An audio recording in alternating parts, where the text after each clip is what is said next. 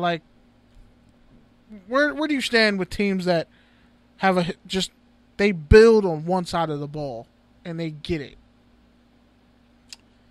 I think it's just like in life, where sometimes you're better off to give your full attention to one thing than you are to have your feet in different aspects of whatever you're trying to do in advance.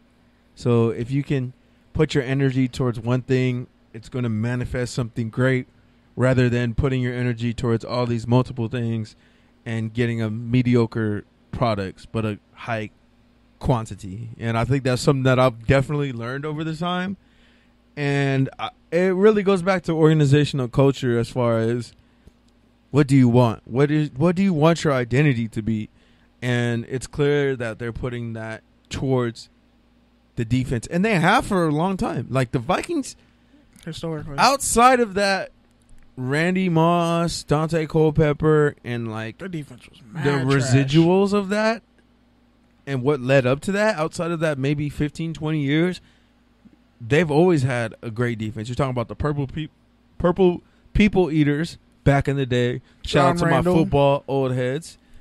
And then even that Brett Favre team, Darren Sharper, was led by a great defense. Sorry, we just have to throw that little asterisk in there. Let's not act like he's not a serial rapist and the career leader in interceptions, because the NFL one of the greatest doesn't like to acknowledge that the shield is fucked up. But hey, which brings me to a point. You got to be a fucked up person to play football, period.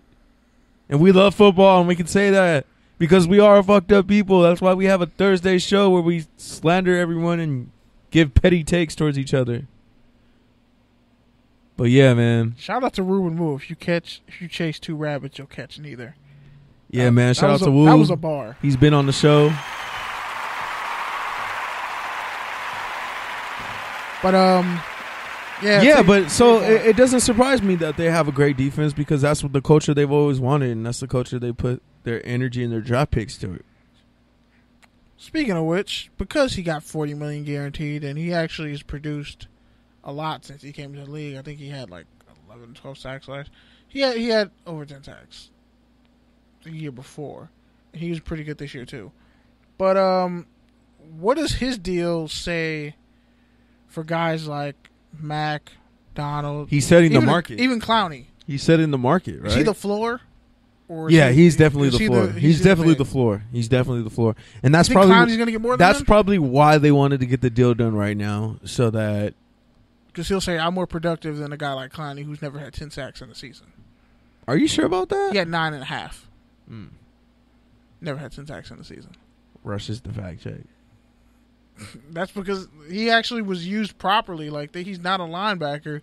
He's a defensive end. They should have just run a 4-3 in Houston, but whatever. And Clowney was hurt his first 2 years. So like, imagine if they just said, we'll just run a 4-3 and J.J. Watt can be a 3 technique or a left defensive He end. did have 9.5 last year, so he's gotten better every single year. He's a great run defender, yeah. And just because it's pure speed and explosion and athleticism and all that. He played middle linebacker last year? He played a little bit of everything last year. They moved him all over. That's crazy. That's what I'm saying. Like, they said, we should use him the way the Raiders use Khalil Mack. But, hey, can't always be smart all the time. But anyway, it's interesting with a guy like Hunter, who wasn't a high draft pick. Especially these LSU guys. Like it's something to celebrate. Because I feel like when it comes to stuff like this, the market's going to go back up for linebackers. It's the whole thing. Edge rushers. It's the whole thing we talked about before with Aaron Donald a couple weeks ago. Your organization has to ultimately want to pay you, right? It shouldn't. And I'm the same way, like, just overall in life. I'm the type of person where I don't like to ask for things. I think that if I deserve them, you should just give them to me.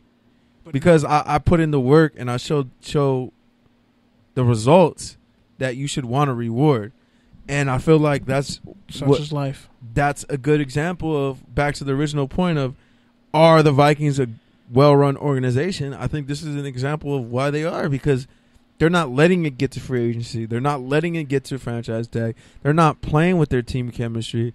You've done well. You've exceeded your draft status. Here's a contract that shows that.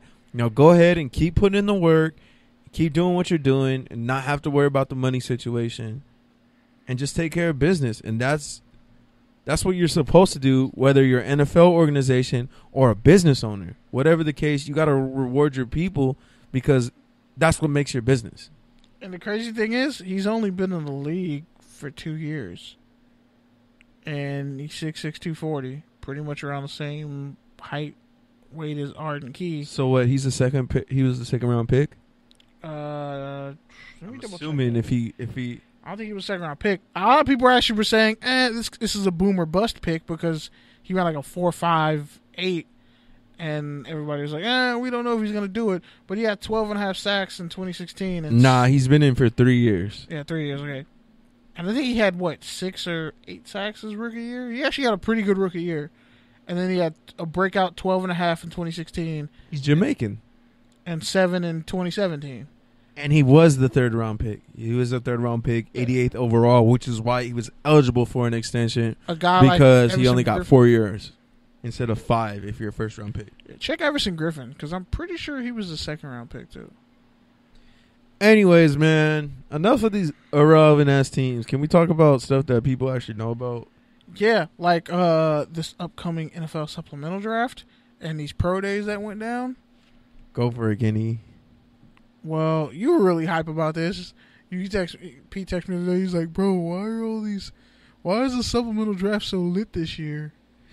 I don't know. That was a serious question. So please tell me because you didn't text back. So please elaborate. I didn't? I don't understand, but I have been seeing a lot more coverage on the Supplemental Draft than I have probably since Josh Gordon or Terrell Pryor.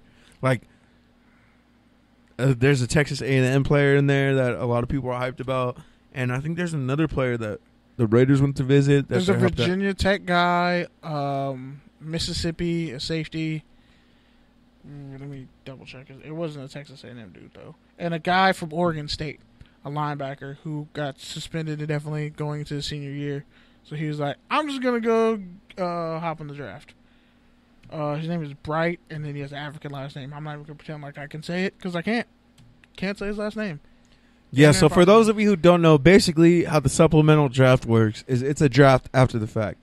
So usually for special needs cases. Yes, so usually it's players who have gotten kicked out of school or have left school or for whatever reason they're not going to school and no longer playing college football, but they are 3 years removed from high school, so they are technically draft eligible. That means a player can use a supplemental draft pick to pick them up, which actually forgoes a pick in their upcoming draft. So basically, this is an additional draft for special need cases. If your NFL team invests a pick in the supplemental draft, they lose their upcoming draft pick in that same round, if that makes sense. If it doesn't make sense, you can add me on Peach Certified, and I'll forward you some documentation. Or we can set up a brief call, whatever the hell you need. Yeah, and if you can't take Pete's petty, condescending, and almost a little bit angry tone, you're used to it. Pretty much just know that, let's say in the supplemental draft, somebody takes Western Michigan cornerback, Sam Beal, with like a first round pick in the supplemental draft. They lose their first round pick. That's the equivalency. And speaking of Bill, you checked in at about 6 feet, 178, like 180. Had a 37-inch vertical, ran 240 times, a 4.4 flat, and then a 4.51 respectively. Really good times. That actually would have put him in the middle of this year's draft class. And also, he was actually one of the best cornerbacks coming out of a small school. And he actually put in work against USC, even though he has Sam Darnold through some picks. But teams shot away from Beal in the MAC conference. So there are a lot of people saying he could go as high as Josh Gordon did. I think it was, third or fourth round? Yeah, something like that. And, it's interesting because a guy like that, like, it's almost a blessing in disguise for him because they'll do like their due diligence and say, well, what happened? Why did you even end up in this situation? But there's almost like a bigger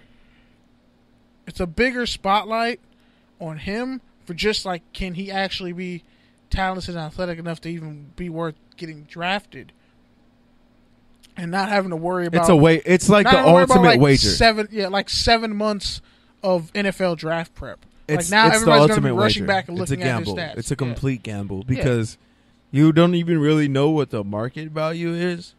You're really just kind of going on faith of what you think he's worth. He looks like a baller though. So, but yeah, man. There was also another guy. I'm gonna run it back. Mississippi State safety Brandon Bryant. There was a Virginia. And by the way, most of these people don't get drafted. Yeah, like the last guy who stuck around was Isaiah Battle in 2015 by the Rams, and he played for Clemson.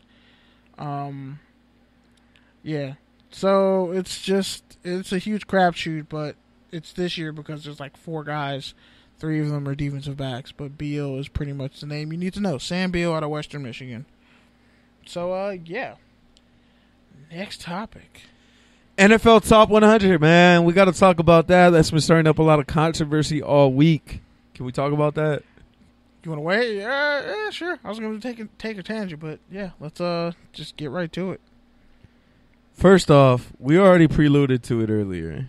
The hatred is flowing. The venom is... Gerald McCoy is the most disrespected player in recent NFL history and probably of all time. Like more than Donnie Edwards?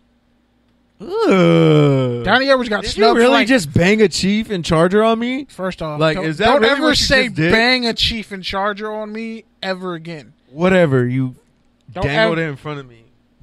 Pause. Don't ever use that terminology. Don't ever use that terminology in describing a Kansas City Chief and San Diego Charger ever in my presence again.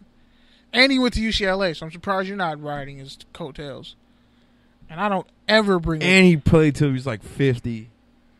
He was good. And he was like an 88 when he was like 47. I think he was like a 90. I think he got to being like a 90 at one point. Donnie Edwards was nice, man. He got snubbed for several Pro Bowls. But yeah, man, Gerald McCoy has 40.5 sacks over his career as a defensive tackle. Defensive tackle. He came in the same year as Ndamukong Suh. There was a huge debate on what guy you would take. He has 6 Pro Bowls and 1 All-Pro. And yeah, man, shout out to Culver City. It sounded like hope everyone's safe. Outside, we don't know what's going on, but we heard a couple of shots already. And Pete wonders why I always lock the door when we're recording. Yeah, man, that's not good news. Ha ha ha ha ha ha! Damn.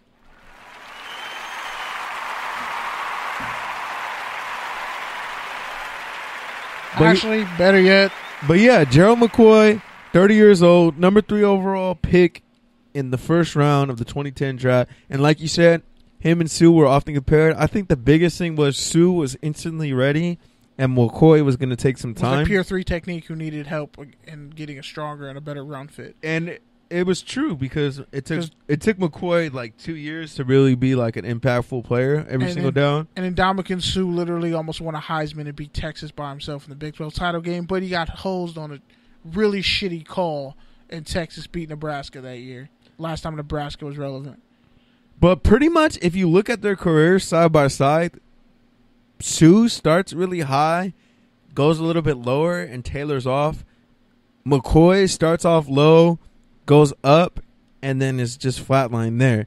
So they're both great players, but because Suh has been such a polarizing figure as like this nasty dude who stomps on people's helmet and is all these different types of character traits, he's really flown under the radar. McCoy has, because he's a well-liked dude. He's a team leader. And he wasn't always that way. He was goofy the greatest and man funny. cave ever. He was goofy and funny. I remember watching draft specials on him, and he was just like fucking around the whole time. And that was one of the knocks on him, was like, oh, is this dude really take football seriously? Is he going to be able to be a leader, or is he just going to be fucking around all the time? Well, He's developed into a leader. He's developed into an All-Pro. He's developed into a Pro